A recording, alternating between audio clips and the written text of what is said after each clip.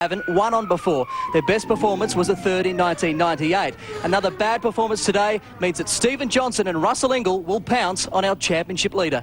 Right now, the heavy black clouds are rolling in, but since around about 8 o'clock this morning, there's been a 6 millibar improvement in the barometric pressure in and around the Winton circuit, and that normally points to improved weather conditions. If it does rain, though, during the race, the teams will be diving for these. Now, during the course of qualifying and practice yesterday, things were constantly changing. If it dries out while they're on wets, a tyre like this will wear pretty quickly and last only 2 laps.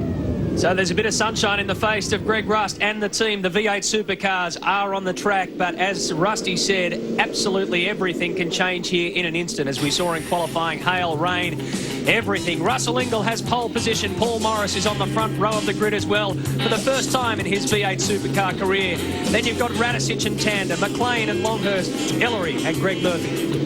Yeah, that weather really mixed things up in the top 10 shootout. Stephen Johnson and Jason Bright both coming to grief. Brad Jones missing out on the top 10 by about 2/100ths of a second. Mark Larkham in 12th. John Bauer and Cameron McConville was right up there early in the session. Mark Scaife got it all wrong toward the end of that qualifying session, put him down in 15th alongside Todd Kelly.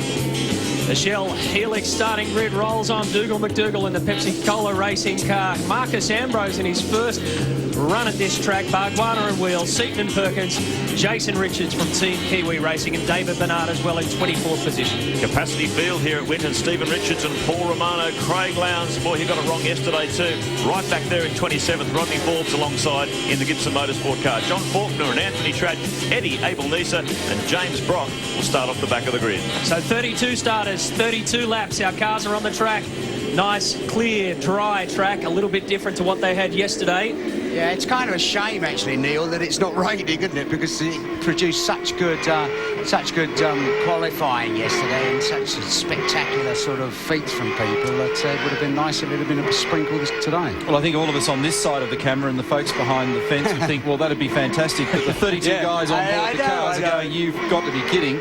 I think they'd be very happy with a dry track, but it's going to be a fascinating contest because there's been a dramatic lack of setup time available to the majority of teams. Of course, only 3 of the major teams test here, and they had a reasonably dry session in the warm-up, but it's going to be a bit of a lottery. We'll take you on board with 6 of the 32 cars throughout the course of the day. On board right now, the HRT Commodore of Mark Scaife. We've also seen Paul Radicic and Craig Lowndes. 6 in-car cameras as we take on this Winton Raceway circuit. There's Russell Ingall. He'll start from the front row of the grid. Russell Ingall will also take us around the track, and so too will Marcus Ambrose and Greg Murphy.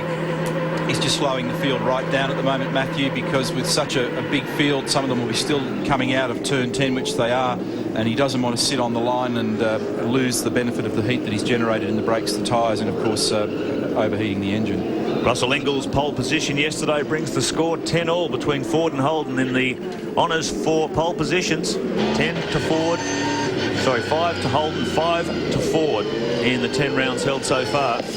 We've had 7 different pole winners from the 10 rounds, so the single car top 10 qualifying shootout has really worked in terms of mixing up the cars to start from the front row of the grid. And it's going to be one of those races where you're going to have to look in about 5 places at once, because with people like Craig Lowndes back in 27th, Stephen Richards 25th, David Bernard 24th, Glenn Seaton 22nd. I mean, that's going to make it pretty weird. Yeah, there's lots of pace at the back of the field. So let's take a look at our race analysis. 32 starters. They'll do 32 laps, pretty much bang on 100 Ks. The pit window will be open between laps 2 and 23. Jason Bargwanna is not only the defending champion at this round from last year, but also the year before. So the question is, can Bargwanna make it a three-peat, or can the Holden Racing team break through and break that bogey that Grant Daniel was talking about at this track? There's Mark Scaife. Back there in 15th place, he'll have his everything crossed here, and I think the team will be too. He can get through that first lap cleanly. He got tangled up in a lot of damage here last year. Hopefully he can get away cleanly because he's right in the middle of the pack. Here's the green flag. They're getting ready to go racing. So round 10 of the Shell Championship Series. Race 1 is about to get underway. You've got Paul Morris and Russell Ingall on the front row of the grid. As we get ready for a race start, they're off. And Ingall seems to have got a good start. Morris is up there with him as well. Nice clean start. This is where it'll get interesting. Turn 1 was disaster throughout qualifying. Do they all get through clearly? No. Cameron McLean, Tony Longhurst, Stephen Ellery's also gone as well. One of the Holden Racing car team. It's gone through, and Marcus Ambrose has missed both of those turns altogether. Oh, look, and down there, that's the Kiwi car, and oh boy, that's some pretty significant players. Anthony Track. Your Perkins is off, Jones, no, Jason Bright was tangled up, Marcus Ambrose went through the grass. There was a pile of people, and somewhere in the triggering process, Tony Longhurst was one of the early people out in that as well. Yeah, you can see Tony coming running down the inside on the brakes. I'd like to see the replay there, but there were so many cars involved, you've really got to pick it to pieces in slow motion. Meanwhile, they continue. Russell Ingall leading this one. There's Craig Lowndes, managed to survive that first lap tangle. But look at the number of quality cars there are back in the pack. Glenn Seaton, fastest man in this morning's warm-up after a tough day yesterday. Didn't get onto slicks early enough, and he's got a lot of damage there. And the front left, front left is come unhooked. 45 degrees tow out on it. Yep, problems there for Seaton. He actually had a collision with Paul Romano yesterday, which put him out of the running. So he's having a terrible weekend at Winton. Look at this attack under brakes by Tander on the shell forward. This is up round turn 5, turn 6, turn 11, and coming onto the pit straight. Now here's Seaton. Is he going to be able to limp his way back to the pits? Boy, he's got a long way to go. And look at the damage on that Ford. Oh, what a yo-yo of a weekend for Glenn Seaton. Only managed 2 laps in practice before he had some trouble, then had a lot of trouble in qualifying. But this morning in the warm-up seemed to post a pretty good time as well. Look at this. Oh, one of the Valvoline Cummings cars just goes wide. That's Tander. Managed to get it back up as he heads up along to turn 3. You have to keep in mind the amount of water and mud and garbage on the road from that little incident down there, and obviously Garth has somehow found himself really tied up in it all. The trouble is when you get to find out it's too muddy, and that is Kelly's too off. late. This is going to be the story of the race. Look how icy it is off the racing line there. That grass is just so slippery. We're going to see a number of safety cars here as someone managed to get a bolt, not only on the grass, but on the numerous sand traps. Here's a replay of the incident. Well, it's a bit late. It was all happening by then. Steve Ellery was in there in the middle as well. Look at Take a look at Marcus Ambrose. just going cross-country to rejoin the pack along the way, so he just made it inside there. That was a good unbelievable. Go. Jason Bright did a good job to get it through. This is it. This is the disaster zone, turn 1. No, there was contact. Ellery. Ellery's touched the back of Longhurst, I think you'll find. Yeah. Brad Jones was also a victim. He went off on the other side of the track. Larry Perkins as well got a good whack out of that. So there's Jones. Wow. There was about 6 or 7 cars involved in that. And Neil, you would have seen it yesterday as they went through qualifying and practice. Everyone seemed to have a spin off turn 1, whether it was wet or dry. It's quite awkward little bit of road down there because there's also a huge bump in it, Matthew, and Larry Perkins, his car covered in mud. He was one of those tangled up in the turn 1 incident, so he's now almost a lap down on his teammate and race leader Russell Ingall.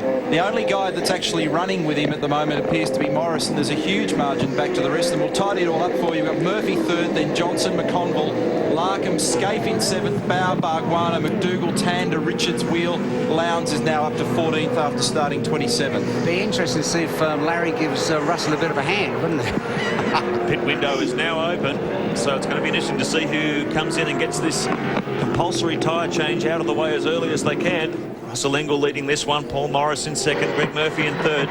First on the Fords is Stephen Johnson in 4th. And we hear from the pits that Russell Ingall is scheduled to come in. So he's going to be the first to peel off. The fastest lap so far has actually been done by Anthony Tratt, a 1:26.5. 1:27.85 Russell Ingall on the previous lap. We're on board with the enforcer. See if that pit call is right. There's his crew getting ready for the tyre change. So it's going to be interesting to see how much of this field peels off with Ingall. And that'll be dictated very much on their decisions at the 11th corner where the pit lane entry is, because if you find yourself right under the bumper of somebody, you might peel off. And if you've got a bit of clear track, you may keep going. Russell Ingall about to catch up with his teammate Larry Perkins. He's almost a lap down now. This is our race leader, 1:25.89, so he's really picked up the pace on that previous lap. Just remember how crucial this is in terms of championship points between Russell Ingall and Mark Scaife. Ingall leading the field out. Of course, he's got 262 points to catch up on Scaife in the championship standings. There's 288 up for offer today as a few cars start to get busy in pit lane. Stephen Johnson's gone in. Here's Mark Scaife. It's the only opportunity he's going to have to try and leapfrog the field. This is going to be a fascinating strategy. He came in when he was in 25th place. So he really got tangled up in that first corner drama. Here comes Stephen Johnson. He's back onto the track before Holden Racing Team. And Scaife